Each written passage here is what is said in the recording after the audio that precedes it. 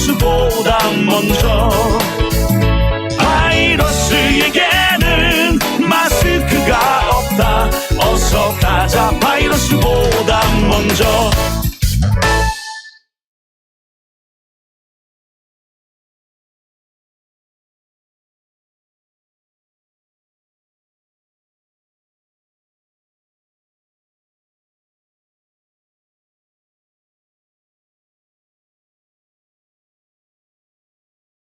다시 왔습니다.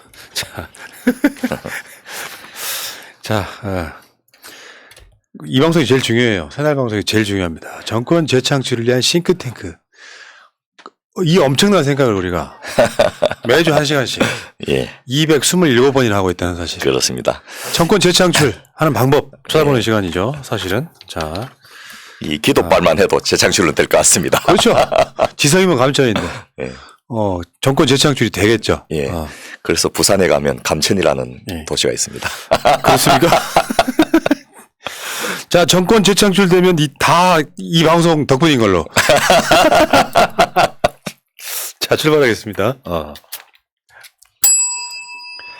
정권 재창출을 위한 싱크탱크 267회 방송 시작하겠습니다. 지금 제 앞에 이상구 복지과 소사이어티 운영위원장님 나와 계십니다. 예, 반갑습니다. 이상구입니다. 오늘 선보러 가세요?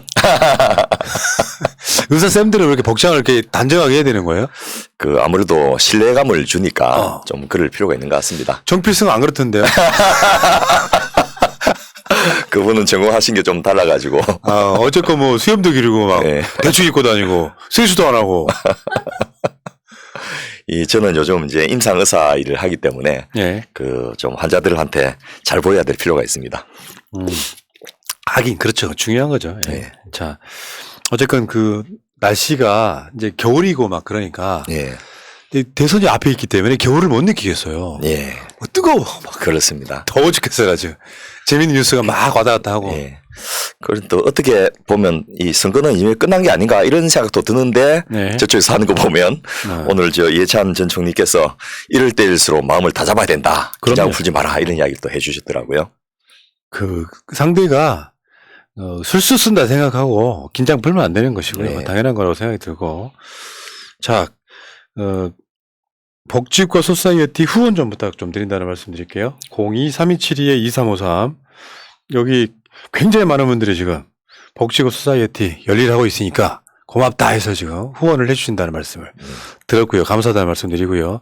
제가 위원회를 세 군데를 띄고 있고요. 선대본에 특보단에도 참여해서 돕고 있는데 오시는 분들 하나하나 보면 뭐라도 하나 더 반영해가지고 대한민국을 좀 더 다르게 해보려고 노력하시는 거 보면 참 눈물겹고 감동적입니다. 예. 이 과정 자체가 서로가 서로를 보면서 좀 힘도 얻고 또 자신감도 가지고 이렇게 되는 게 아닌가 싶더라고요. 예.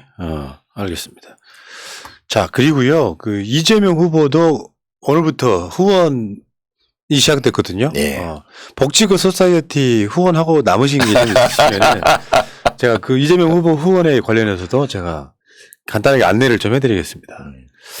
이재명을 위해 후원하지 마십시오. 나를 위해 이재명을 후원해 주십시오. 나를 위해 이재명. 후원 계좌는요. 농협 301-03-03-0145-21 예금 주명 대통령 예비 후보자 이재명 후원에 이렇게 후원은 다 똑같습니다. 연말정산 시에 10만 원까지는 전액 세액 공제가 가능하고요.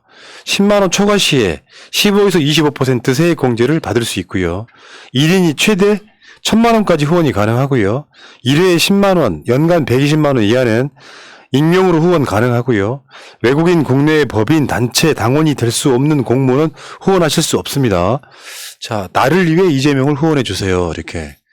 그 슬로건을 이제 처음 바꿨을 때는 좀 어색하다. 네. 그리고 우리는 뭐 이명을 합니다. 이게 원체 익숙해져가지고 그게 좀 친근감이 있었는데 이 후원을 받으려 보니까 딱 요게 맞는 슬로건이었다 예. 생각이 드네요.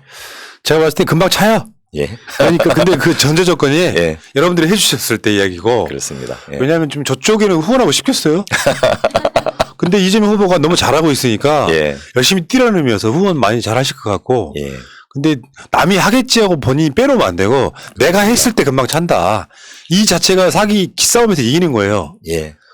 이재명 후원금이 금방 막 불어났다 이런 이야기를 들으면 또 서로 신이 나지 않겠습니까? 서로 간에 힘도 없고 네. 또 한편에서는 새로운 대한민국을 나도 17반이라도 참여해가지고 만들어가는구나 이런 느낌을 줄 수 있기 때문에 굉장히 좋을 것 같습니다. 네, 알겠습니다. 자, 후원 이야기였고요. 맨날 돈 갖고 뭐라고 그래서 죄송한데 나를 위해 후원하시면 예. 예를 들어서 10,000원 후원하시면 나한테 10만 원 돌아오는 거거든요. 네. 좋은 싱크탱크에 뭘 후원금을 보내거나 좋은 후보한테 후원금을 보냈을 때 사실은 그 몇 배로 돌아오는 거거든요. 네. 내가 손해보는 일이 아니에요. 그런데 저희 이제 진보적인 학자들 사이에서 나온 이야기 중에 하나가 이럴 줄 몰랐다 할 정도로 굉장히 이재명 후보가 디테일에 강하고 박식하게 굉장히 많이 알고 있다는 것도 놀랐지만은 두 번째로 대단히 실용적인 분이다. 예. 그래서 이제 사상과 철학적으로 좀 동의 안 하는 부분이 있는 분도 있어요. 왜냐하면 학자들은 뭐 자기 신념이나 이런데 평생 그것만 갖고 살아온 분들이다 보니까. 그런데 다들 하는 평이 저 사람은 대통령은 잘할 것 같아.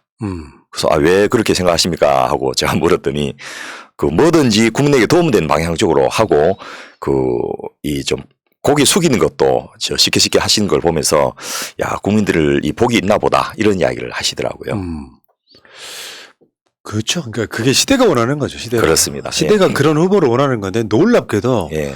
이재명 후보가 지금까지 살아오거나 최근까지 어떤 말이나 이런 행동들이나 이런 것들을 보면은 네. 대통령을 위해 태어난 사람처럼 보일 정도예요. 그렇습니다. 지금 딱 원하는 시대에 필요한 딱 그 캐릭터예요, 지금. 저는 최근에 아주 보람찬 일이 있었는데요. 제가 이제 성남시장 시절에 민선 7기에 만들었던 공약 중에 하나가 이 공공산후조리원하고 무상교복이었는데 예. 그 두 가지는 다 시행이 됐어요. 예. 그런데 성남 시민이 이제 100만이었으니까 100만 주치 사업을 하겠다고 해서 공약도 만들고 2년을 성남을 다니면서 지역의 의사들도 만나고 한의사도 만나고 협상을 해갖고 어렵게 세부적인 추진 계획을 세워놨는데 그해 대통령 선거 나가신다고 이거 못 해버리신 거예요. 네. 그래서 참 아쉬움이 있어서 좀 섭섭합니다 이렇게 이야기했더니 제가 그 다음에 경기지사 가서 한번 할게요. 그러면 좀 더 넓어지니까 더 좋지 않겠습니까? 이렇게 했는데 지사 가시니까 더 바빠가지고 이건 엄두도 못 냈는데 이번에 전국민 주치 사업을 공약을 하셨어요. 예. 그래서 남윤선 의원님하고 같이 써가지고 이렇게 발표하고 그 옆에 계신 분들이 다 저희 같이 활동하시는 분들이 있어서 이렇게 하는 걸 보면서 저분이 약속을 지키되 못 지키면 크게 이걸 지켜주시는구나 이런 걸 다시 한번 느끼면서 맞습니다. 굉장히 가슴이 뿌듯했었습니다. 저번에 충청도인가 대구인가 어디 시장 상인분과 약속을 못 지켰다고. 예. 그걸 따로 전화를 해서 이렇게 이러이러한 상황이 돼서 못 갔다. 이렇게 약속을 지키려고 하는 모습 보면서 예. 그래서 공약 이행률이 98% 나오는구나. 예. 맞습니다. 누가 관심 있게 보지도 않는데 본인만 약속 지키려고 그래. 예. 그건 저랑 닮았어요. 진짜예요, 진짜. 제가 이 방송 시작하면서 한 약속이거든요. 예. 제가 YTN과 싸우겠다. 매일 방송한다. 그 약속 지키고 있잖아요, 지금. 예. 8년 동안 지켰습니다. 사람이 제가 남녀 차별을 하는 건 아니지만은 특히 남자들은 그런 신념으로 인생을 사는 건데 저분이 참 멋지게 사신다 이런 생각이 한편 들고 이 주치 사업은 저희 같이 보건의료 운동하는 사람한테는 정말 수십 년의 수건이었거든요. 예. 물론 이제 차기 정부 5년 동안에 갑자기 되거나 이렇게 하진 않는데 어쨌든 국가 공식적인 공약으로 이게 채택되고 인수해서 구체화되고 다뤄지면서 제가 이 시범 사업만 20년을 해왔거든요. 예. 그래서 드디어 이제 이 빛을 좀 보겠구나 싶어서 기대를 잔뜩 하고 있습니다. 알겠습니다. 이재명 후보는 할까봐 무섭습니다. 자, 그렇게 세상을 예. 바꿔가지 않겠습니까? 알겠습니다. 자, 본격적으로 출발해 보겠습니다. 지금 2022년 정권 재창출을 위한 싱크탱크 첫 번째 시간이죠. 예. 늘 새날. 그렇습니다. 늘 새로운 마음으로. 그 중에서도 또 진짜 새날이네요. 1회. 예. 자, 올해 1회고요. 지난 시간에는 인터뷰 건이 있었고. 예. 자기주도 학습. 예. 그 전에 했던 게 바로, 예. 과거로 돌아갈 것이냐, 미래로 나아갈 것이냐, 이 이야기를 했었단 말이죠. 예. 이게 벌써 2주 전인데 연수로는 1년 전입니다. 그렇습니다. 간단하게 정리 한번 해보겠습니다. 예. 그때 이제 양쪽 후보들 가족 중심으로 네거티브 공세가 너무 심해가지고 이대로 선거가 진행돼서 안 된다라는 절박한 심정과 더불어서 이번 대선이 가진 의미가 과연 무엇일 것인지 이런 것들을 살펴보다가 이거는 우리가 특히 이제 윤모 후보가 너무나 거의 5년 10년도 아니고 박정희 시대를 되돌이켜 놓은 그런 정도의 사고방식을 가지고 그런 세상을 만들겠다. 그 빼고는 정권 교체밖에 없었거든요.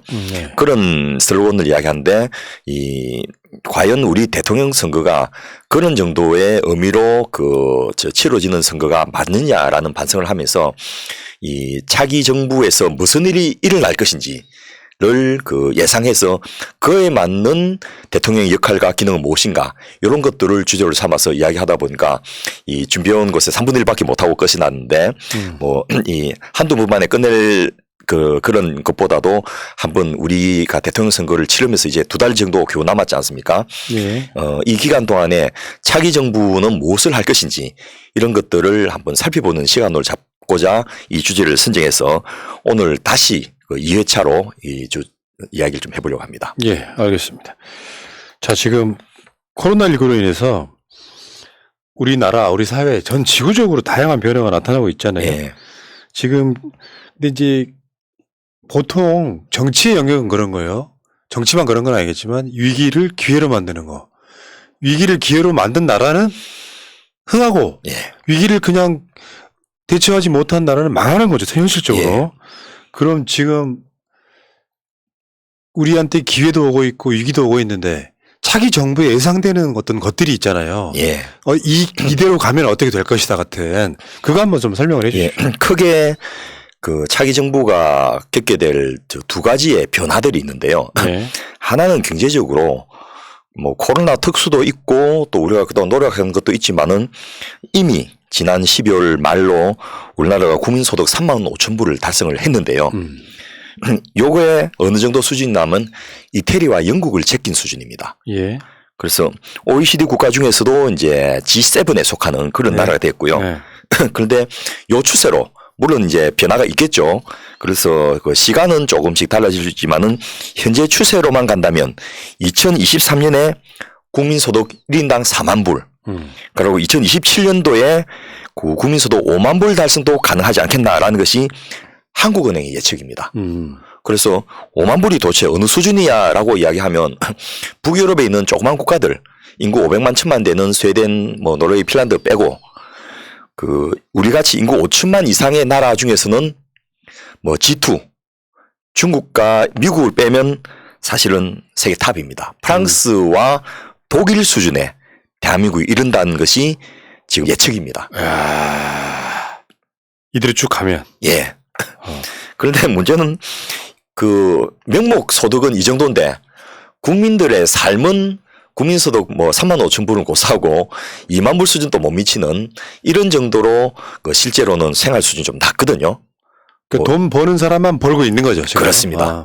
그래서 국민소득 3만 5천 불 넘어서 4만 불, 5만 불 가려면 배분을 잘 해서 더 많은 국민들이 이 소득을 누리게 하고 쓰게 해줘야지. 예. 내수가 건전하게 활성화되고 또 그런 자기 자신에 대한 재투자를 통해서 세계로 나아갈 수 있는 신기술 개발도 되고 산업화도 되고 이런 것 때문에 차기 정부에서는 이것을 어떻게 나눌 것인가.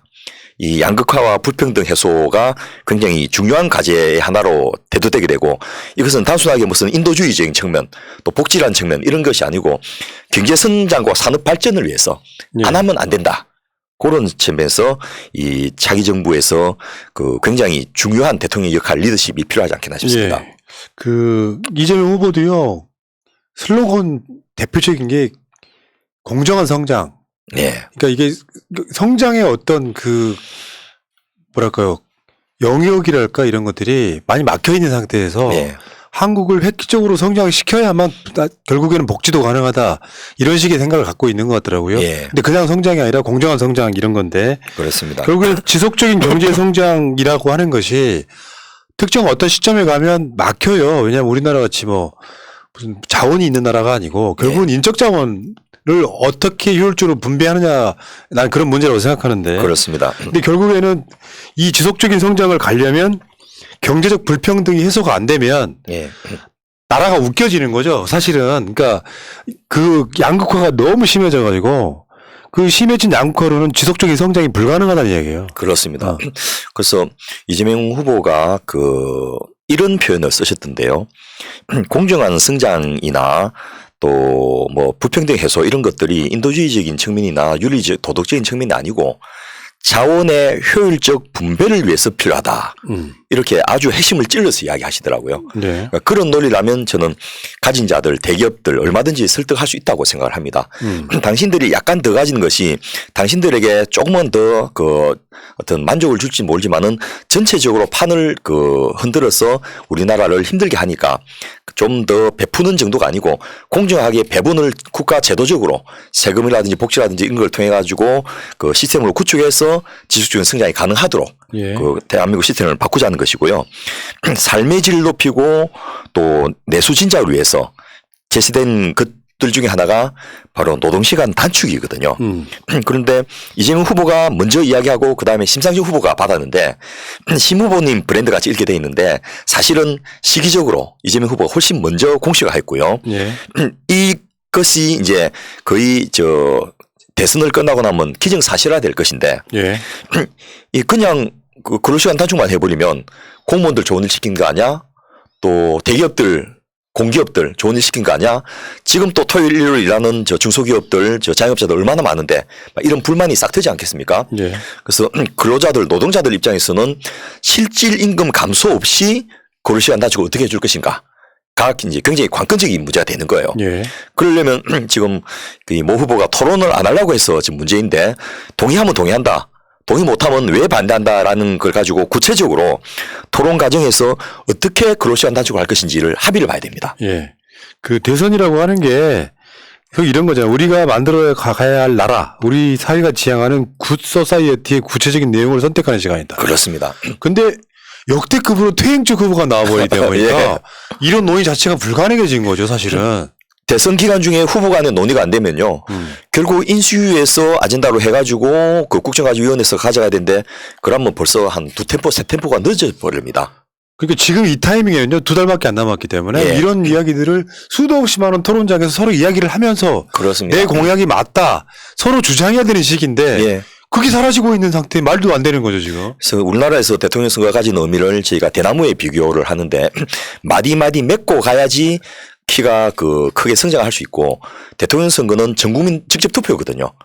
단순하게 후보에 대한 선택이라는 이름으로 그 후보가 가진 공약과 정책에 대해서 국민들이 직접 투표를 해서 힘을 실어주고 선택을 한다는 의미가 있기 때문에 이 대선 과정에서 그런 부분이 공론화되고 이슈화되고 국민 투표에 반영될 수 있도록 해주는 거. 예. 그게 조 단위의 돈을 쓰면서 공영제로 선거를 치르는 이유 중에 하나거든요. 그러니까요. 예. 자, 어쨌건 그 과정, 그러니까 대선이라고 하는 결과물도 있지만 대선이라고 하는 그 과정에서 사회적 합의가 만들어지는 거지. 예. 윤석열이 바짝 주 120시간도 할 수 있는 거지라고 이야기는 했지만 토론 같은 걸 통해서 그건 내가 잘못된 이야기한 거다. 예. 실제 이런 취지로 이야기한 거다 하면서 좁혀지기 시작하면 여야 할 것 없이 공통적으로 어떤 주장하고 있는 이 공약들은 필연적으로 다음 정부에 반영이 돼야 되고 후보가 냈던 공약은 어떻게든지 지키려고 해야 되고 이 과정들을 거치면서 국민이 선택한 거니까 그렇게 가야 되는 거죠. 예를 들면 차기 정부 5년 동안에 근로시간 단축을 주 4일 근무로 바꾸려면 1년에 1시간씩 줄여가면 되거든요. 그러면 그 1시간씩 줄여가는 만큼으로 이 근로시간이 줄어들어서 실질임금이 감소되게 되는 근로자들한테 최저임금 인상을 통해서 그걸 보전을 해줘야 되는 거예요. 예. 그러면 그 부분을 누가 얼마만큼 돈을 낼 것인가 이런 것을 뭐 경사노예에서 할 것인지 아니면 노사정 협의를 통해서 할 것인지 그렇게 어느 쪽을 통해서 하자라는 논의가 되면 그쪽에 힘을 실어줘야 되는 예. 그런 역할을 해야 되기 때문에 지금 이걸 놓치면서 선거가 하루하루 흘러가는 게 굉장히 안타깝습니다. 예. 맞습니다. 근데 지금 이게 뭐 우리가 큰 아젠다는 양극화에서 이건데 양극화라는 게 수도 없이 많은 것이 양극화예요. 여러 분야에서 일어나죠. 첫 번째 인구 비율도 양극화 아니에요? 그렇습니다. 그 노인 인구 비율이 전체 인구의 20%가 넘어 지금 이재명 정부 중에 되면 예. 그래서 올 초에 그 첫 번째 나오는 신문들이 대부분이 고령화를 이제 주 이슈로 아니면 이제 고령화 더하기 저출산을 이슈로 해갖고 메인 탑픽을 다 잡았는데요. 예. 지금 우리나라가 이제 17.8% 9% 정도가 되는데 해마다 70만 명 정도가 베이비붐 세대가 이제 노인으로 진입하지 않습니까? 예. 그래서 차기 정부 중에 천만 노인 인구의 20%가 노인되는 초고령 사회에 진입하는데 초고령 사회에 대한 준비나 대응이나 이 역할 분담은 과연 우리가 얼마나 되어 있느냐. 이게 지금 대선 과정에서 논의가 되지 않으면 결국 자원의 재배분과 관련된 문제거든요. 굉장히 힘든 사회적 갈등을 야기할 수 있는 폭탄 같은 존재입니다. 그리고 이 어르신들이 또 전부 투표를 합니다. 예. 그래서 굉장히 정치적으로 힘이 있거든요. 근데 지금까지 우리가 봤던 어르신들은 자기한테 이득이 되는 기초연금을 더 주자든지 노인복지를 강화하자는 쪽에 투표 안 하고 그 옛날 회고적 투표를 했는데 지금 노인이 되는 소위 말해서 젊은 노인들 베이비붐 세대들은 계급 투표를 할 수 있거든요. 누가 어느 후보가 자기 삶에 가장 도움이 될 것인지를 가지고 투표를 할 수 있기 때문에 그 내용이 이번 선거에서 그 구체적인 저 투표율로서 또 투표 숫자로서 반영이 돼야지 힘을 가지고 그 정책을 추진할 수 있다는 거죠. 예. 알겠습니다. 자, 근데 이재명 후보가 지금 보니까, 관련해갖고, 노인 인구 비율이 20%가 넘는다는 것은 출생률이 떨어진다는 뜻이거든요. 예. 더 많이 태어나면 노인 인구 비율은 전체 인구 비율 중에 더 적어져야 되는데, 20%면 뭐 세계적 초고령 사회가 되는 거죠. 그렇습니다. 우리나라 출생률이 전 세계의 꼴등이다 보니, 예. 저번에 학교 출산율이 0.83 가까이 들어있더라고요. 예. 그런 나라 없잖아요. 그렇습니다. 우리 앞에 있는 나라보다도 훨씬 낮은 그야말로 뭐 국가 소멸론 이런 이야기가 나올 정도로 실제로 심각하기 때문에 언제까지 이걸 유지해 갈 수 있을 것인지. 예. 제가 2004년도에 고령화민 미래사회위원회라는 대통령 직속위원회로 파견을 갔었는데요. 그때 이 시뮬레이션 해보니까 끔찍한 거예요. 야, 이 뭐 대한민국이 이렇게 갖고 정말 몇십 년 뒤에는 지구상에서 사라지겠구나 이런 생각이 들면서 대한민국의 그 개념을 바꿔야 되는구나. 대한민국은 한반도와 그 부속 도서로 한다라는 저 헌법 조항이 있지 않습니까? 예. 대한민국 국민은 이제는 저 한민족 단일 민족이 아니고 한반도에서 그 모여 사는 그 멀티내셔널한 다민족 국가로 구성되는 나라가 될 수밖에 없겠구나. 예. 이런 생각도 하고요. 단기적으로 그 부족한 노동력을 그 확보하기 위해서 기존에 있는 저 노동 현장에 들어가지 않은 경제 활동하지 않는 인력들, 노인, 여성, 장애인 또 이런 분들을 더 활동할 수 있도록 만들어주는 것도 해야 되고 또 해외에서 쓸 수 있는 가용 노동력을 갖고 오고 그 안에는 한국인 출신의 해외 그 교포들도 있지만은 외국인 이주 노동자를 고용 허가제 정도가 아니고 적극적 노동시장 정책으로 데리고 와야지 되겠구나 이런 정책도 준비를 했는데 그거는 아직도 뭐 지지부진한 상황인데 차기 정부에서 노인 정책과 더불어서 그런 것들도 이제는 물꼬를 트면서 공론화를 해야 될 것 같고요. 다행인 것은 최근에 이재명 후보가 아동수당을 예. 만 18세까지 주겠다. 이걸 발표를 했어요.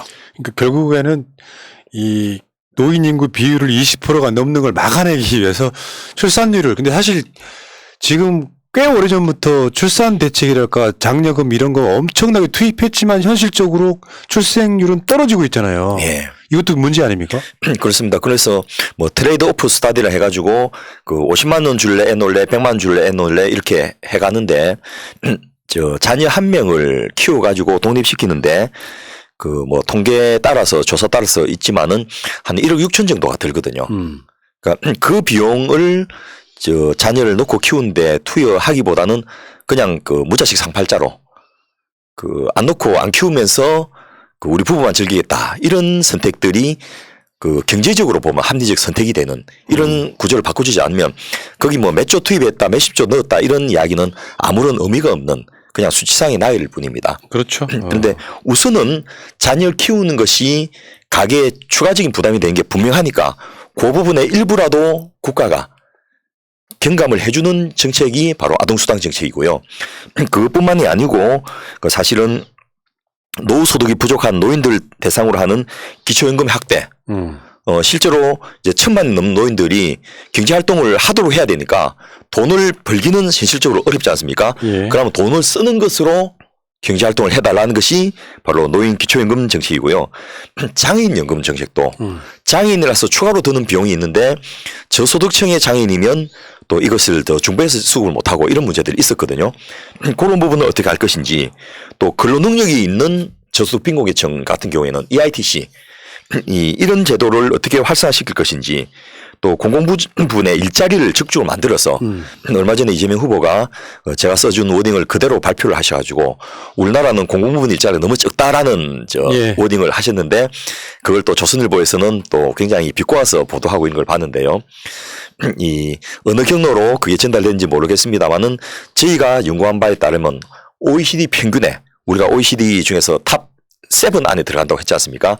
근데 이 OECD 평균의 30%밖에 안 됩니다. 67%가 없는 그런 나라이기 때문에 그 적어도 차기 정부에서 OECD 평균까지 가야 되고 그렇게 하려면 241만 개 정도의 공공부문 일자리가 필요하다라는 그런 연구 결과를 저희가 발표하고 공약으로 추진했는데 그중에 일부를 워딩으로 해서 직접 후보가 말씀해 주셔서 야, 이 제대로 할 수 있겠구나라는 생각을 제가 했는데요. 어쨌든 그런 식의 고령화에 맞춰서 우리 사회의 구조를 전부 다 바꾸는 정책들을 지금 차기 정부에서 해야 된다는 거죠. 그러니까 대전환이란 말이 나오는 거죠. 예. 지금까지 산업화 이후에 그 대전환이라는 말이 산업화 시스템으로 꾸려져 왔던 것들을 다 바꿔내야 되는 건데 그렇습니다. 그러려면 정부 또는 대통령의 역할이 제일 중요한데 예. 이 시기에 뭐 술이나 드시고 다니시는 분이 세상 어떻게 바꿉니까? 그렇죠. 뭐 국민들이 바보가 아닌데 그런데 투표하겠습니까? 그 바보가 대통령이 되면 있잖아요. 예. 박근혜 이명박 플러스 돼버려요. 예. 이명박은 본인이 도둑이었고 예. 박근혜는 무능하다 보니까 주위 사람이 이익을 얻게 되는 구조였는데 예. 딱 그 중간에 있는 사람에 가깝습니다. 그래서 그 하도 답답하니까 김용인 총괄 선대본부장이 그 시킨 대로 연기나 좀 제대로 해달라 이런 이야기를 다 하고 그게 사실은 뭐 얼마나 망신스러운 이야기입니까? 부끄러운 이야기죠. 그러니까 그런데 그런 게 기자에게 나갈 게 분명한데도 그렇게밖에 할 수 없는 그런 절박한 상황이 한편에서는 공감은 되지만은 그 선거는 끝났구나 이런 생각도 한편에서 예. 들고요. 그런데 방금 말씀드렸던 대로 고령화 사회에서 노인들 표도 중요하고 또 노인 인구도 늘어나는데 과연 기초연금을 한 달에 82,000원씩 전 국민에게 지급하는 것이 더 효율적인지 물론 이거는 공약이니까 하긴 해야 되겠지만은 노인들에게 기초연금을 좀 더 빨리 50만 원, 60만 원 최저생계가 될 정도로 지급하는 것이 더 효율적인지 이런 부분에 대해서 속도, 예산 이런 부분도 이제 후보들 간에 좀 논의를 통해서 국민들의 공감대를 형성하는 게 필요한데 그거 지금 하나도 안 되고 있어요. 지금 사실상 이재명 후보 독주예요. 예. 그러니까 이게 말도 안 되는 것이 저쪽은 그렇잖아요. 공공부문 일자리를 만들어 넣으면 우리가 그 얼마 전에 그걸 주제로 다뤘었는데 어차피 기업들이 일자리를 못 만들어요. 예. 그러니까 공공부문이라도 일자리를 만들어서 어떻게든지 뭔가를 하려고 해. 고용을 시켜야죠. 그러면 국민들 입장에서 일자리를 더 만들자고 야당이 주장을 하던가 아니면 공공부문 일자리를 더 질을 높이자고 하던가 이런 게 아니라 열심히 늘려서 만들어 놨더니 질 안 좋은 일자리라고 손가락질만 하는 거예요. 예. 그럼 니들이 정권 잡으면 어떻게 될 거냐. 그거마저 안 할 거냐. 방법이 없는 게 최선은 아닌 거 알겠는데 차선이라도 해야 되는 게 정부 역할인 거예요. 예. 그리고 다른 나라들이 이미 공공부문 일자리를 많이 하고 있는데 그 나라들이 뭐 머리가 없어서 그렇게 했습니까? 필요하니까 그렇게 하는 거거든요. 그런 부분을 지금까지는 우리나라에서는 그게 거의 무슨 금기어 같이 치부돼 왔는데 이번에 이재명 후보가 기재부를 분리시켜가지고 대통령 직속으로 만들겠다라는 아주 폭탄선을 해가지고 기재부 공무원들이 지금 뭐 완전히 살얼음판이 돼버렸던데요. 이제 대통령 직속으로 만든다 해서 마음대로 한다는 건 아니겠지만은 어쨌든 이 경제부처가 자기 논리만으로 무슨 예산 증가율을 정하고 이런 식으로 하는 것에 대해서 이제는 좀 더 적극적으로 우리가 대응할 수 있는 힘을 네. 얻겠다는 측면에서 굉장히 의미 있는 진전들이 벌어지고 있는데 이건 아예 저 공론화를 시키질 않더만요. 예. 괜히 말라면 기정사실 될까봐 예. 뭉개버리려고 아마 그렇게 하는 게 아닌가 그러니까 싶습니다. 대충 해가지고 시간만 때우다가 예. 정권 교체 여론이 좀 높으면 대통령 될 거야. 근데 그 후에 어떻게 할 건지. 예. 그러니까 지금 제가 봤을 때는요. 저쪽 세력들은 이재명 후보가 한 그 100의 경지에 올라가 있다고 하면 나는 국민의힘이나 윤석열 후보 정도의 사람들은 아까 말한 그 EITC요. 예. 근로 장려 세제. 예. 그 정도 수준에 머물러 있어요. 더 이상 안 하겠다는 거예요. 예. 딱 그 정도만 이렇게 시혜적으로 베풀고 나서 나머진 다 결국에는 제가 항상 하는 말이지만 증세 안 하겠다는 것이고 예. 저는 결국 궁극적으로는 증세는 필요할 수밖에 없다고 봐요. 증세 없이 어떻게 지금 대한민국이 양과 해소를 합니까? 이건 불가능하다고 그렇습니다. 보고 이재명 후보 입장에서도 증세 이야기를 안 꺼내고 있을 뿐 필요성은 느끼고 있을 거예요. 예. 합리적인 정세, 효율적인 정세, 국민들이 공감하는 정세, 그걸 해야죠. 예. 자, 그러면 이제 과거로 돌아갈 것이냐, 예. 미래로 나아갈 것이냐, 백할 것이냐. 예. 왜 이런 선택이 이제 그 이슈가 됐냐 하면 뭐 최근에 이 박태웅 박사님이 눈 떠보니 선진국이었다라는 책이 엄청나게 인기를 얻었지 않습니까? 예. 저도 그 한 군데서 얻었는데 또 저희 집사람도 이걸 한 군데 더 와가지고 저희 집에 같은 책이 막 그 두 권 있는데 두 권 있으세요? 예. 하나 기부하세요. 예. 그런 정도로 꽤 많이 이제 국민들 공감하고 이 박태웅 박사님도 또 캠프에서 일을 하고 계시더라고요. 예. 그런데 국민들이 한편에서는 자랑스럽지만은 한편에서는 당황스러운 거예요. 우리가 선진국이야? 맞나? 바지만이 그 다음에는 진짜 선진국이네? 그럼 뭘 해야지? 어떻게 해야지? 뭐가 달라야지? 이런 고민을 하는데 아무도 가르쳐 주지 않는다는 거죠. 왜냐하면 선진국이었던 경험이 한 번도 없었거든요. 그러니까 다른 선진국은 어떻게 했다라고 하면서 추적자형 모델을 하죠. 따라만 하면 됐었는데 이제는 돌아보면 우리 저 앞에는 아무도 없고 전부 우리 옆이나 우리 뒤에밖에 없는 거예요. 그러면 내가 하는 것이 선진국의 모델이 되는 그런 사회를 이제는 시작을 했다는 거죠. 그리고 그것을 본격화하는 것이 차기 정부다. 그래서 우리나라 대통령이 지금 해외 뭐 G7이나 그 G20 같은 데 가면 전부 가운데 서가지고 사진 찍으려 하고 막 그 친하게 회담하려고 하고 난리지 않습니까? 이분들이 그냥 뭐 문재인 대통령이 좀 잘나긴 했지만은 잘생겨서 그 옆에 사진 찍으려는 게 아니고 그만큼 한국하고 친해지는 게 자기 나라에 이득이 되기 때문에 그렇게 하는 거거든요. 예. 그런데 과연 우리나라의 외교는 그런 저 대한민국에 달라진 위상만큼 어울리는 역할을 하고 있는지 세상에 공짜가 어디 있습니까? 그런 저 어떤 존중을 받으면 그에 따르는 상한 대가를 해야 되고 기여를 해야 되거든요. 예. 또 하나가 그 당장 이것을 어떻게 유지해 갈 것인지가 관건입니다. 그게 중요하죠. 올라가긴 어려워도요. 유지하는 건 더 어렵습니다. 예. 이번에 우리가 좀 빠르게 성장할 수 있던 이유 중에 하나가 코로나19 때문에 다른 나라들 다들 머물거나 뒤로 처지는데 우리는 앞서 나갔지 않습니까? 그러니까 그 차이가 2배로 늘어났던 거예요. 예. 그래서 삽시간에 이 세계 최강의 제국이었던 영국을 제끼고 또 팍스 로마나를 만들었던 경험을 가진 이 이태리를 제끼는 그런 일들이 벌어지고 있거든요. 그래서 그 과연 이 성장 속도와 발전 속도를 얼마만큼 계속 가져갈 수 있을 것인지 이 부분 돼서 어머닌 게 사실은 우리 산업이라는 걸 돌아보면 예. 불안합니다. 예. 지금 코로나 특수 때문에 뭐 진단키트 같은 것들이 일시적으로 잘 나오고 또 우리가 라이센스는 없지만은 이 백신 같은 것도 생산해서 해외로 수출을 하고 있지 않습니까? 그런데 여전히 주력 산업은 조선산업, 또 반도체, 스마트폰, 또 이 정유하고 이 조선 자동차 산업 이런 정도인데요. 이 각각의 분야에서 우리가 다른 나라들과 차이가 얼마나 되는지. 일단 전기자동차나 자율주행 자동차에서 우리가 세계 탑이 아니지 않습니까? 예. 예. 그냥 지체지지 안으로 따라가는 정도인데 예. 반도체는 지금 후발주자들하고 격차들이 점점 줄어들고 있거든요. 예. 근데 옛날같이 이제는 그 격차가 5년, 10년이 아닌 거예요. 분야에 따라서 2년, 3년 또 어떤 분야는 6개월 정도밖에 안 되는 거죠. 그런데 이 거대한 자본과 인구를 가진 쪽에서 내수 시장을 통해서 그 자기들이 조금만 앞서간 것을 깔아버리면 삽시간에 우리는 뒤로 밀리는 이런 상황에서 과연 주력 5대 산업 말고 다른 준비는 얼마나 하고 있는지, 또 주력 5대 산업은 얼마나 계속될 수 있을 것인지. 제가 지난 시간에 조선산업 이야기를 잠깐 했는데요. 예. 지금 1등부터 5등까지를 다시 우리나라가 싹쓸이 하고 있거든요. 예. 그리고 무슨 저 싸구려 컨테이너에서 만들 이런 정도가 아니고 FPSO, 드릴십 이런 거대한 몇 조대가 되는 저 조단위의 이 해상 구조물을 만들고 있는데 예. 문제는 이런 것들이 수익률이 낮다는 거예요. 발주자가 무슨 철판을 쓰고 무슨 페인트를 쓰라는 것까지 다 지정을 해줍니다. 그래서 그 지정된 부품들을 맞춰가지고 재료를 쓰다 보면 실제로 우리한테 떨어지는 게 많지 않다는 거죠. 아.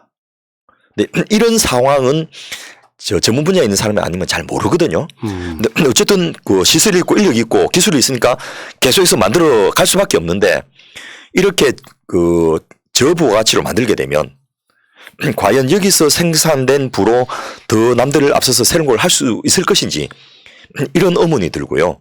예를 들면 해외 건설 같은 경우에도 지금 우리나라 기업들이 국내 건설이 이제 그 한계가 이르니까 해외 건설을 많이 하는데 저가 수주도 꽤 많이 합니다.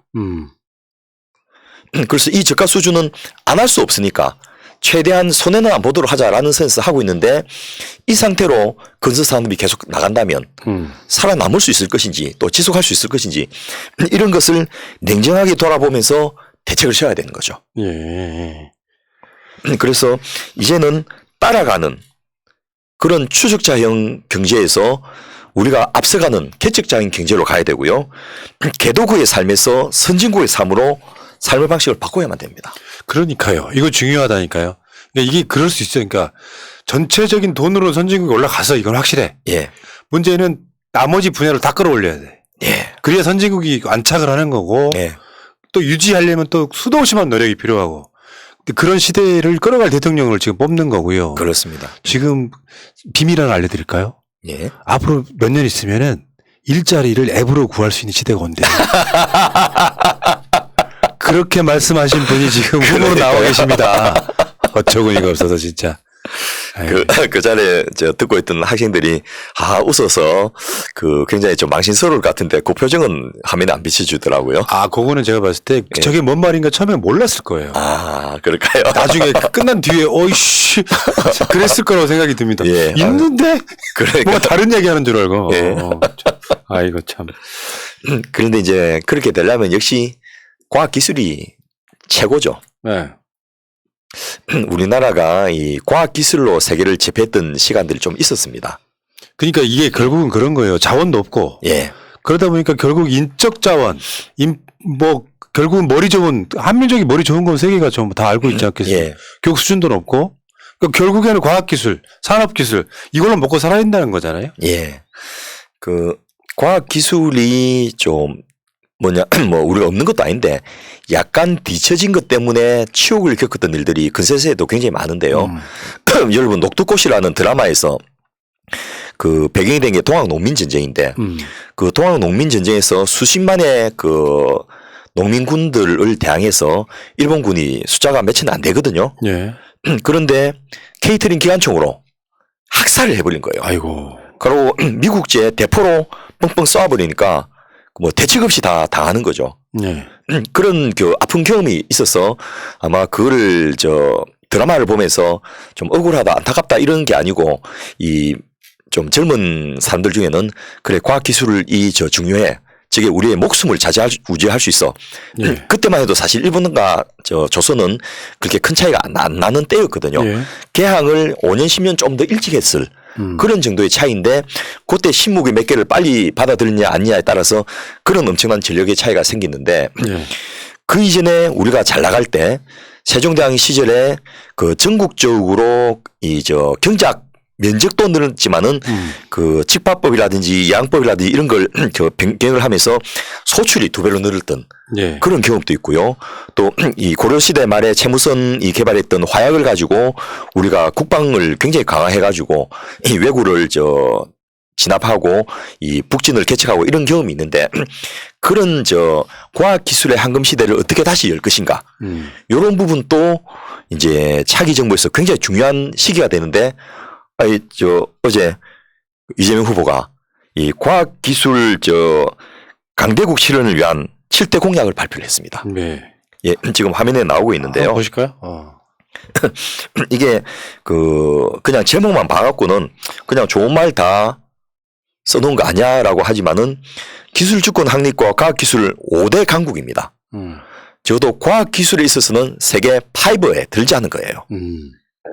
우리나라가 유학이나 가서 단날 세난 거 배우는 그 시절에서 5대 강국 되려면 S사의 논문뿐만 아니고 실제로 실용화될 수 있는 기술들이 나와야 되거든요. 예. 그걸 세계 5번째로 하겠다는 거고 노무현 대통령 때 처음 시도했던 과기부총리 다시 하겠다는 거예요. 예. 우리 이 자리에 나와서 이야기했던 김태우 전 과기보좌관께서 예. 과기부총리하고 이 이공계 출신 50명을 사무관으로 임명했던 그 때문에 미움받아갖고 결국 직이 날아갔거든요. 예. 다시 이게 부활이 됩니다. 예. 그래서 경제부총리는 현안들을 챙기고 과기부총리는 중장기적인 국가 미래 전략을 챙기는 그런 형태로 옛날 영의정, 좌의정, 우의정 하듯이 총리 밑에서 경제부총리와 그 과학기술부총리가 역할 분담을 하면서 단기 현안과 장기 현안을 그 대책을 세우는 그런 쪽으로 그 위상을 강화하겠다라는 것이고요. 그 과학기술 투자 확대를 통해서 원천 기술에 대한 연구를 강화하겠다. 예. 이게 사실은 보통 문제가 아닙니다. 제가 이제 복지부 R&D 전략개발단장을 하면서 다른 제약기업들, 의료기기 기업들의 연구개발을 보면요. 야, 우리는 정말 발끝에도 못 따라가겠구나. 이런 정도의 생각이 든 게 한두 가지가 아닌데 예. 1조 5천억씩을 10년을 투자해가지고 하나를 만들어내는 거예요. 우리나라에서 1조 5천억 고사고 1,500이라도 매년 동안 성과 없이 투자하겠다면 놔두겠습니까? 그런데 대부분의 세계 탑 클래스의 선진국들은 그렇게 하고 있거든요. 그 독일이 세계 최강대국을 유지하는 이유 중에 하나가 전 그거라고 들었고요. 맞습니다. 일본이 망하는 이유 중에 하나가 그것을 등한시했기 때문이라는 소리 들었고요. 얼마 전까지만 해도 일본에서 과학기술 쪽에 노벨상이 꽤 많이 나왔지 않습니까? 예. 그런데 보면 자기가 하고 싶은 연구가 있으면 7년 일단 그냥 밀어주는 거예요. 예. 그러고 그 다음 7년째 평가해갖고 또 한 번 더 밀어줘서 14년은 다 할 수 있게 해주는 거예요. 예. 그런 쪽에서 노벨상들이 나오더라고요. 근데 요즘 일본들이 이제 그런 걸 많이 안 하니까 어려워지는 건데요. 그리고 우주전략본부 만들어서 2030년에 달 착륙을 하겠다는 거예요. 예. 우리나라가 무슨 로켓을 힘이 없어가지고 러시아 걸 빌려서 인공위성 쏘는 나라에서 달 착륙을 직접 하겠다? 아직도 의아한 분들이 많을 건데 또 우주 개발에 대해서 반대하는 분도 많습니다. 결국 이게 스타워즈라는 거로 미사일 기술하고 연계되니까 그 국방 쪽에 강한 거 아니야 이런 분도 있는데 여기에서 신기술이 많이 개발되고 있거든요. 그렇겠죠. 그래서 우주 시대에 못 나가면 그만큼 처질 수밖에 없고 우리가 남극해 북극해 차지하기 위해서 그 세종 기지도 만들고 하는데 우주의 영역을 확보하기 위해서도 여기 이제 투자를 할 수밖에 없는 시기가 된 거죠. 그렇죠. 남들이 하면 안 하면은 결국 이 시대에는 우리가 빛을 못 보더라도 예. 우리 후세들이 그 덕을 볼 수 있게끔 대통령이란 자리는 그걸 꾸준히 해야 되는 자리거든요. 그렇습니다. 이런 거는 단기적인 어떤 유불이나 성장 효과를 판단해서 할 게 아니고 국가 전략적으로 대통령 선거에서 계속해서 이걸 강화합시다라고 결정 나면 일단 예. 5년은 쭉 갈 수 있고 5년 가면 그 다음에 10년도 보장되는 그런 형태로 해야 되고요. 특히 이제 일반인들이 이게 무슨 말인지 잘 모르는데 지역 R&D 시스템을 지역 주도로 전환하겠다. 또 연구자 중심으로 연구개발을 개편하겠다. 과제 선정하고 지원하는 것을 연구자들의 입장에서 판단해서 하겠다. 이런 것들이 해본 사람들은 정말 절실한 내용입니다. 근데 우리나라가 R&D 비용 꽤 전 세계적으로 많이 드는 GDP 나라잖아요. 대비 세계 1등. 근데 그 효과가 그렇게 크지 않았던 거죠, 현실 지금까지. 그 이유가 바로 평가 제도 때문인데요. 제가 참 안타까운데 공무원들 입장에서는 아이고 나라 세금으로 들어갔는데 평가를 어떻게 안 하고 갑니까?라고 이야기하지만은 과학기술 쪽에서는 평가가 어떤 연구비를 안 떼먹었다. 그 영수증 잘 만들었다. 이런 거로 평가할 게 아니거든요. SCI 논문으로 평가하니까 그 SCI 논문들은 많아지는데 그걸 실용화율은 현격하게 떨어지는 거예요. 그래서 단기적으로 논문 숫자나 뭐 연구비 유용 이런 걸 평가하는 것이 아니고 거기에 쓸 인력과 예산을 확 줄이고 장기적으로 과학기술자들이 요구하는 방향을 어떻게 안정적으로 지원할 것인가 이런 쪽으로 그 연구 방향을 전환해야 되는데 이게 사실 굉장히 전문적인 영역이라서 쉽지는 않습니다. 예. 그런데 어쨌든 대통령 후보가 이걸 잘 알고 있으면서 이런 굉장히 디테일한 공약 문재인 대통령이 당선될 때 이런 걸 잘 못 만들어 가지고 이 지금 현 정부에서 과학기술 쪽이 많이 부족하다라는 평을 들었는데 아주 선도적으로 이런 부분을 그 발표를 했고 또 이재명 후보 자신이 이런 걸 굉장히 좋아하십니다. 그래서 한 달에 한 번이라도 신기술에 대해서 보고를 받는 그런 제도만 만들어도 대통령이 아주 옛날 조선시대에 세종대왕이 지평전에서 그 신하들과 토론을 벌인 것만으로도 굉장히 과학기술이 융성했고 밤에 살짝 가가지고 이 고령포를 한번 덮어주는 것만으로 이 연구자들한테 엄청난 압박이 됐다는 거 아닙니까? 그런 정도의 관심과 저 주의를 기울여야지 대한민국을 선도하는 기술들이 거기서 나오지 않겠나 싶습니다. 예. 그리고 재미난 게 그 대통령이 직접 챙기는 10대 분야, 10대 분야를 선정 발표를 했습니다. 대통령 빅 프로젝트. 그렇습니다. 한번 볼까요? 그 뭐 인공지능 또 스마트 모빌리티, 차세대 전지, 바이오 헬스 이런 것들은 다 알지 않습니까? 예. 뭐 당연히 그렇게 할 거라고 생각하는데 양자 기술 그게 우리나라에 있어? 또 무슨 시스템 또는 지능형 반도체 그게 도대체 뭐지? 또 차세대 네트워크, 탄소 자원화 그리고 사이버 보안이 그냥 해킹 안 되게 하면 되는 거 아니야? 이런 것들이 10대 대통령 빅 프로젝트로 선정됐다는 거예요. 야, 이거는 본인이 모르고는 못 만든다 이거. 그렇습니다. 개념을 알고 있어야 돼. 네. 그래서 이 대통령 될 사람이 뭐 세부적인 기술을 다 알 필요는 없지만은 또 이게 무슨 의미가 있는지 또 이게 개발되면 어떤 효과가 있는지 어디에 쓸 것인지 이런 건 알고 있어야지 되는 부분인데 아주 디테일한 이런 부분을 이제는 이 선정을 했다는 것. 이거는요, 여러분들이 좀 굉장히 박수쳐야 될 상황인 것이 지금 앞으로 뭐 일자리를 앱으로 알아보는 시대가 올 것 같은 분은 생각 못하는 지금 이게 10대 빅 프로젝트라는 걸 통해 갖고 대한민국이 앞으로 미래 일자리를 만들겠다는 거 아니에요. 디지털 영토를 확장하는 이런 과정이라고 보거든요. 그렇습니다. 요거는 대통령이 직접 챙기면 훨씬 빨리 발전할 수밖에 없습니다. 그리고 또 재미난 게 지금까지 이런 생각을 많이 못했는데 연구실에서 만들어진 기술을 가지고 공공조달에 반영하겠다. 정말 조달청에서 그 조달 단가를 결정하고 조달 물품을 조달할 때 가산점을 더 주는 거예요. 네. 신기술에 대해서 더 가산점 주면 이게 실용화가 더 많이 되겠죠.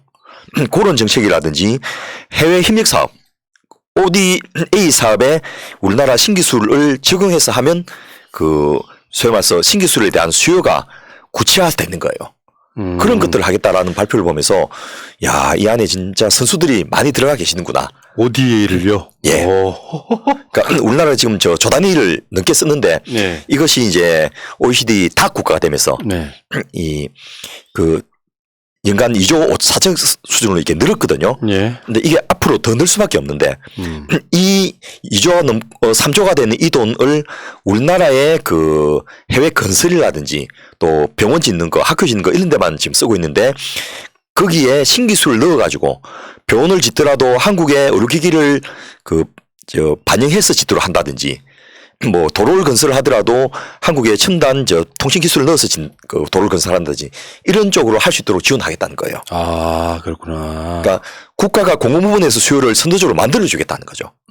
그러면 훨씬 이런 부분에 대한 개발이 가속화될 수 있고 이 대기업들도 여기에 그 투자를 해야 될 이유가 생기는 거죠. 야, 이재명 후보를 뽑아야 될 이유가 그냥 막 나오는 그런 그렇습니다. 느낌이에요. 근데 이거 제대로 보도하는 언론이 없습니다. 이 보도 자료가 엄청 긴데 이거 읽고서 무슨 의미인지를 잘 모르시는 것 같아요. 그러니까요. 이제 가짜습니다 하시는 분 그런 거나 보도하고 있으니까 우리나라 언론이 문제라고 생각이 들고요. 예. 토론 안 하면은 지상파들이 토론 안 하겠다는 후보 빼고로 토론을 할 수 있는 것이고 예. 그리고 지금 지상파에 계시는 분들 아마 우리 방송 가끔씩 보는 거 알고 있는데 프로그램 만드세요. 공약 비교에 방송을 못해. 예. 후보들 안 나오더라도 이재명의 공약 분야가 여러 가지 있긴 하겠습니다만 아담때 과학기술 같은 분야에 윤석열의 공약은 뭐고 또 누구의 공약은 뭐고 이런 식으로 보도해서 해야 되는 게 지상파 역할인데 안 하잖아요, 지금. 지금 EBS에서 여러 가지 다큐멘터리를 참 잘 만드는데요. 저는 이 다큐멘터리가 무슨 크로스 세계 속으로라든지 해외 탐방 프로라든지 이런 것도 한국사 뭐 이렇게 역사 프로라든지 이런 것도 좋지만은 새로운 과학 기술에 대해서 다큐멘터리를 만들어서 우리나라 기술이 얼마나 좋은 게 많은지 또 그런 기술을 어디에 적용되는지 이런 것들을 국민들이 알게 하고 또 초중 고등학생들이 이걸 보게 하는 그런 정도로 과학기술을 융성하는 제도적인 노력이 있어야지 가능하지 않겠나 싶습니다. 저는 방송사들이 역시 이것도 대전환해야 돼요. 예. 지금 핸드폰으로 영상 찍는 시대에 예. 막 중계차 띄우고 인력들 엄청 가가지고 거대한 무슨 공룡들처럼 비효율적이야. 근데 방송 내용은 아무것도 없어. 예. 사실 이런 프로그램 만드는데 제작비 방송사 수준으로 쏟아 부으면 훨씬 더 막 다양한 그래픽의 내용 만드시잖아요. 안 하지 않습니까? 예. 그리고 그런 것들은 정말 공익적인 역할이 큰 게 확대 재생산되거든요. 예. 그거 보고 필 꽂혀갖고 평생을 그만 연구하고 사는 사람들이 생길 거라는 거죠. 예. 우리 교수님이 저한테 해준 말씀 중에 하나가 이 대학생 때 또 대학원생 때 이런 이야기 한 번이라도 듣는 게 굉장히 중요하다라는 이야기를 하시면서 그때 이 가슴에 불덩이가 하나 박히면 그거로 죽을 때까지 간다. 인간이란 그런 존재다. 그래서 너희들이 후배들 제자들 키우는데 절대 소홀히 하지 마라. 그리고 후배들 제자들이 안 알아준다 해서 서로 하지 마라. 그 중에 너가 평생에 한두 명만 가슴에 불덩이를 남겨놓을 수 있어도 너는 성공한 인생이다. 이제 이런 이야기를 해주셔가지고 제가 지금도 이제 짐을 갖고 있는데 같은 이야기를 끊임없이 반복하면 그것을 자기 꿈으로 받아하는 사람이 생길 거고 그런 사람이 많아지면 대한민국이 선진국이 되는 거죠. 예. 자. 그 다음에 이제 자본에서의 독립성. 예. 돈이 없어서 뭘 못하는 건 안 되는 거잖아요. 그렇습니다. 그건 국가가 다 뭔가 지원하겠다는 거 아닙니까, 결국은? 그런데 앞서 말씀드렸던 대로 연구개발도 그냥 돈 몇백억, 몇천억 줘갖고 되는 게 아니고 조 단위를 10년을 투자해야 되면 이거 민간 기업이 못 하거든요. 그러네. 예. 삼성 반도체를 만들 때 그때 국가 전체 R&D의 30%를 삼성전자에 10년 넘게 투자를 해줬습니다. 예. 그게 오늘날의 삼성이 있게 한 거거든요. 국민 세금을 만든 거예요. 예. 그런 정도의 이제 투자를 해야 되는데 직접 R&D로는 한계 있지 않습니까? 예. 그러면 이 싱가포르 국부펀드 같이 이런 것이 가능한 돈을 만들어야 되는 거죠. 기금을, 자금을. 그래서 장기간 연구개발에 투자되는 자본. 지금 문재인 대통령께서 한국판 뉴딜을 하면서 이 135조를 한번 발표하고 그 다음에 또 한 번 더 발표를 하셨죠. 예. 네, 이 자금들은 후순위 채권으로 들어간다. 38%. 그러니까 선순위로 62%는 손해 보는 것을 국가가 보장하겠다는 거예요. 아, 이거 중요하지. 그럼 국가가 해야지. 그렇습니다. 기업들 안 하니까. 예. 그런 정도의 서포트를 계속해서 정권 밖에도 이 다음 정부에서 계속하고 더 확대해서 하고 또 하나가 이제 산업화를 위한 시설 자금이에요. 예. 이런 거는 당장 수익률이 안 나오기 때문에 초기 막대한 투자를 해야 되는데 인구가 적고 국토가 좁고 지하자원이 없는 나라에서 결국 할 수 있는 거는 돈으로 때려박는 것밖에 없거든요. 그런 것들을 이제 정부가 나서서 우리나라도 국부펀드 같은 걸 만들자는 거예요. 예. 그래서 이 박정희 시대에 박정희 시대 배울 것도 꽤 많은데요. 산업은행 같은 역할 이런 것들을 이제는 우리가 해야 된다는 거죠. 아, 그러니까 위험도가 따르는 것은 기업이 할 수 없으니 국가가 하고 예. 하이 리스크 하이 리턴 예. 이거는 국가가 무조건 해줘야 된다 이런 거죠. 그렇습니다. 굉장히 중요한 역할이네. 그래서 이 10개를 지원해가지고 하나만 성공하면 굉장히 성공적이라고 우리가 판단을 하거든요. 그런데 미국이나 이 거대 자본을 가진 나라에서는 20개 중에 하나. 예. 그 정도로도 수준을 맞춘다는 거예요. 그렇죠. 하나만 제대로 대박 나면 되는 거지, 쉽게 표현해서. 예. 근데 우리나라는 성공률이 너무 높다는 말은 제대로 지원을 안 해주는 것이고, 로우 리스크, 노 리턴만 하고 있다는 거예요. 그러고 가다가 아니 가면 그만큼 이익을 하고, 그만큼의 기술이 축적되는 것이거든요. 예. 예, 그런 시스템을 자기 정부에서 만들어 놓지 않으면 우리가 이제 G7으로 계속해서 자리를 지키기가 쉽지 않다.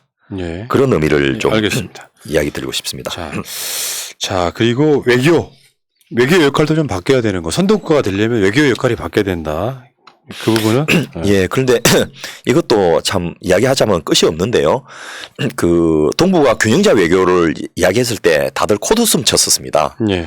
특히 외교부는 외무고시 출신들 중에서도 또 TK니 뭐 이렇게 해갖고 서울대 외교학과의 그 TK 출신의 인어 그룹들이 북미국 미주국가고 그게 아니면 실장이나 차관은 내다보지 못하고 막 이런 아주 꽉 막힌 시스템 속에 있었는데 이제 더 이상 그런 그 엘리트주의 외교관들로서는 유지가 안 되는 거예요. 예. 달라진 대한민국 위상에 맞는 외교를 해야 되는데 예. 지금 대선 과정에서 외교에 대해서는 이야기가 안 나오지 않습니까?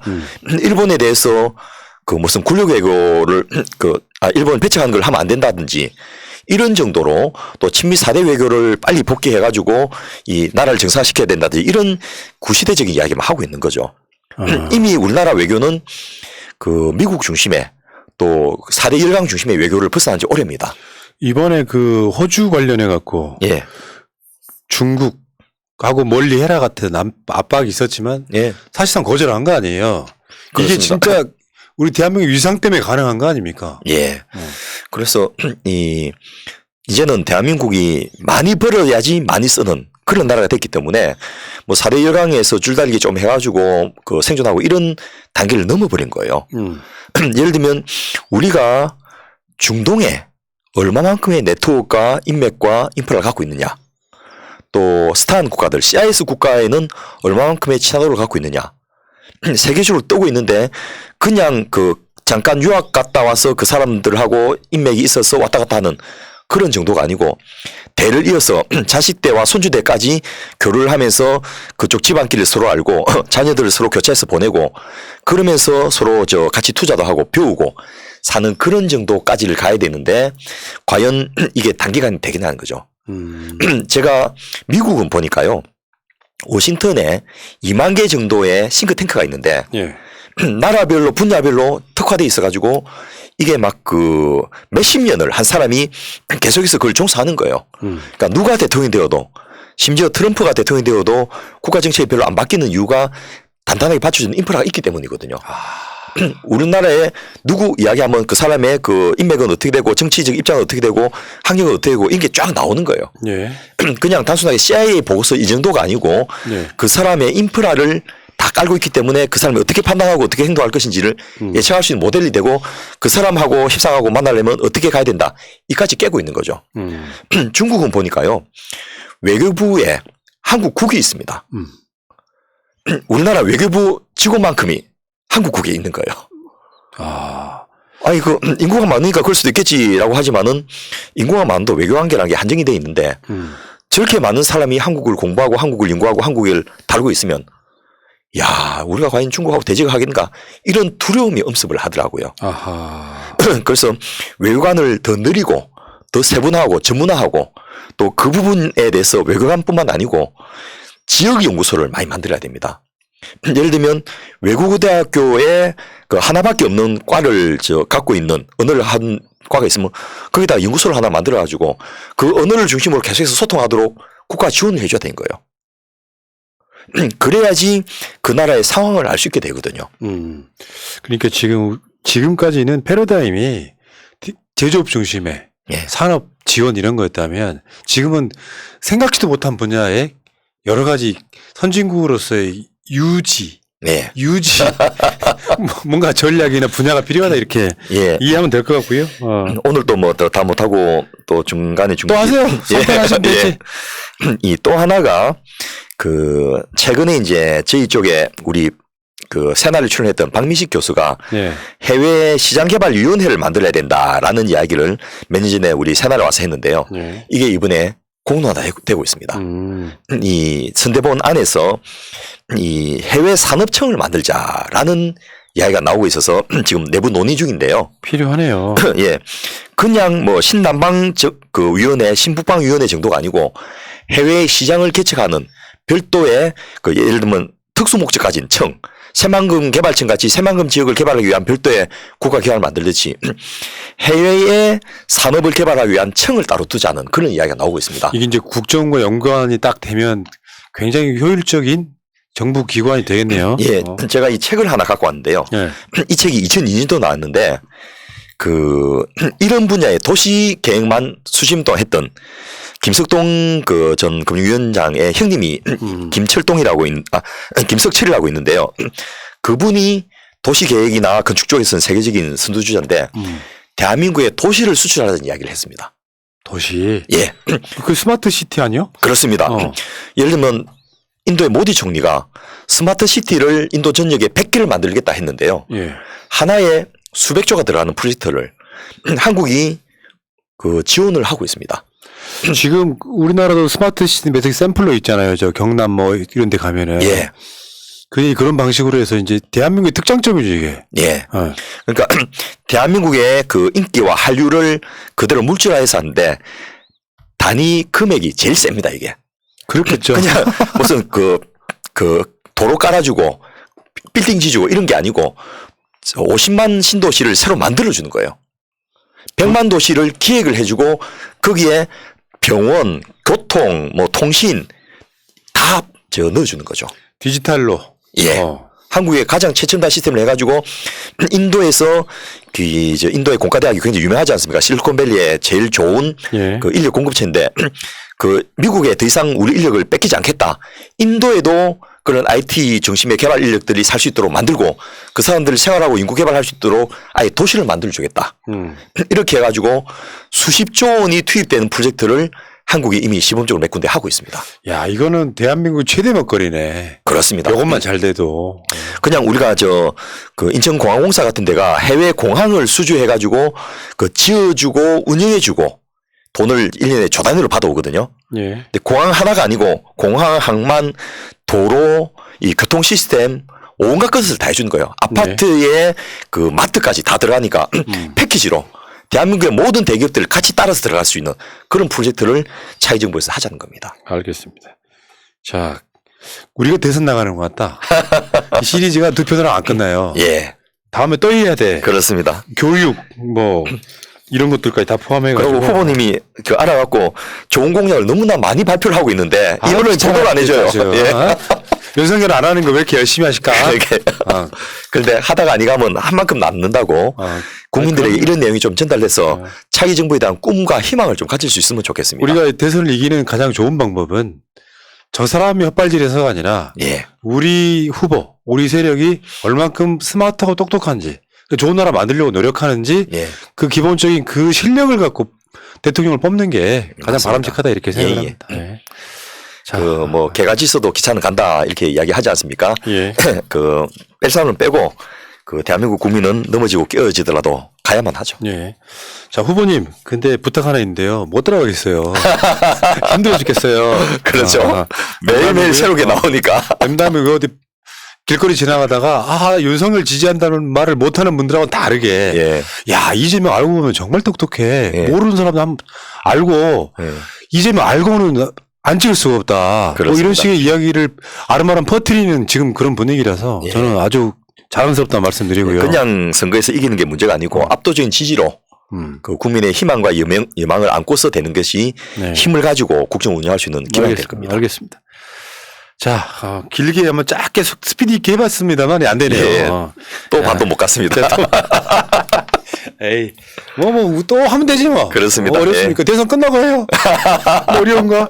시간이 부족하면은. 예. 대선 끝난다고 그래서 사회가 멈추는 거 아니잖아요. 그럼요. 예. 알겠습니다.